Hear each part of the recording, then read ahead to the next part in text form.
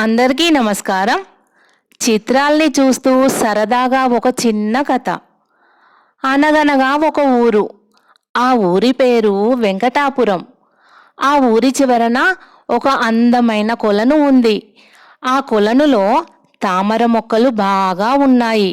అందువల్ల రోజు కూడా తామర పూలు విరివిగా పూస్తూ ఉంటాయి. ఆ తామర పూలతో ఆ కొలను అందంగా ఉండి చూపరులందరినీ కూడా ఆహ్లాదపరుస్తుంది.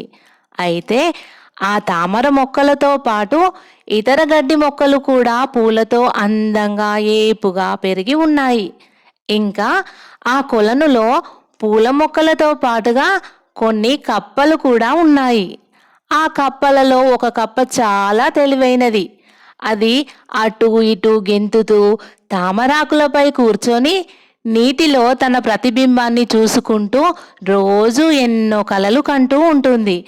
రంగురంగుల తామర పూలను రోజు తదేకంగా చూస్తూ, అబ్బా, ఎంత అందంగా ఉన్నాయి ఈ పూలు, మంచి రంగుతో వాసనతో కొలను నిండా విరబూస్తున్నాయని వాటి వంకే చూస్తూ ఆనందపడసాగేది. అయితే ఒకరోజు ఏమైందంటే, ఆ కొలనులోని తామరాకుపై కూర్చొని ఉండగా ఆ కప్పకు బాగా నిద్ర వచ్చింది. అది అలాగే నెమ్మదిగా కళ్ళు మూసుకుంది. ఇక అంతే సంగతి. రంగురంగుల తూనీగలు కొన్ని ఎక్కడెక్కడి నుండో ఎగురుకుంటూ వచ్చి తన చుట్టూరా తిరుగుతూ ఉన్నాయి. అంతేకాదు, ఎర్రని తెల్లని గులాబీ రంగుల పూలన్నీ తను కూర్చున్న ఆకుపైకి వచ్చి తనకు పాన్పులాగా మారిపోయాయి. కొన్ని సీతాకోక చిలుకలు తనపై వాలుతూ ఉంటే ఎంతో హాయిగా ఫీల్ అవుతోంది కప్ప. ఇది ఇలా ఉండగా తనకు ఎప్పటి నుంచో ఒక చిన్న ఆశ. నల్ల అద్దాల కళ్ళజోడు పెట్టుకొని గిటారు పట్టుకొని వీణులకు విందైన సంగీతాన్ని మీటుకుంటూ పాట పాడాలని. అది కూడా ఆ క్షణమే అప్పుడే నెరవేరుతోంది. ఆ సంగీతానికి విరబూసిన పూలు, ఇంకా పూయని మొగ్గలు సైతం కప్ప వాయించే సంగీతానికి మైమరచిపోతున్నాయి. ఇక అప్పుడు సాయంత్ర సమయం కావస్తోంది. ఉదయాన్నే ఆహార నిమిత్తం వెళ్ళిన పక్షులు గుంపులు గుంపులుగా ఆకాశ మార్గాన వెళుతూ ఉన్నాయి.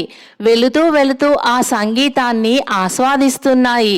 ఇంతలో ఎక్కడి నుండో ఒక అందమైన నెమలి ఎగురుకుంటూ వచ్చింది.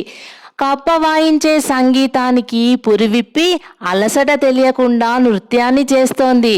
ఇలా చాలా సమయం గడిచిపోయిన తర్వాత గిటారును పక్కన పెట్టింది కప్ప. కళ్ళజోడు నుండి తూనీగలను సీతాకోకలను చూసి, ఇవి భలేగా గాలిలో ఎగురుతున్నాయి కదా, నాకు కూడా రెక్కలు ఉంటే ఎంత బాగుండు, నేను కూడా వాటిలాగా గాలిలో ఎగిరేదానిని అని అనుకుంది. మరికొద్దిసేపటికి నీటిపై ఒక వాటర్ ప్రూఫ్ పేజీలు కలిగిన ఒక పుస్తకం తేలుకుంటూ కప్ప వైపుగా వచ్చింది. టక్కున ఆ పుస్తకాన్ని తీసుకొని పేజీలు తిప్పుతూ చదవడం వచ్చినట్లుగా ఒక్కో అక్షరాన్ని పరీక్షిస్తూ చూడసాగింది.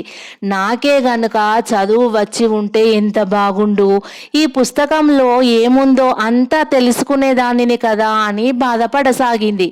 ఆ కొలను చుట్టుపక్కల ప్రశాంతకరమైన వాతావరణం ఉండడం వల్ల కప్పకు అలసటన్నది ఏ రోజు కూడా రాలేదు. మెల్లగా చీకటి పడసాగింది. ఆకాశ మార్గాన అందమైన నెలవంక మురిపిస్తోంది. కొలను నుండి రాళ్ల మీదుగా కొన్ని నీళ్లు జలజలమంటూ కిందికి జారిపోతున్నాయి. ఆ పారే నీటి ప్రక్కల అందమైన గులాబీ తోట కూడా ఉంది.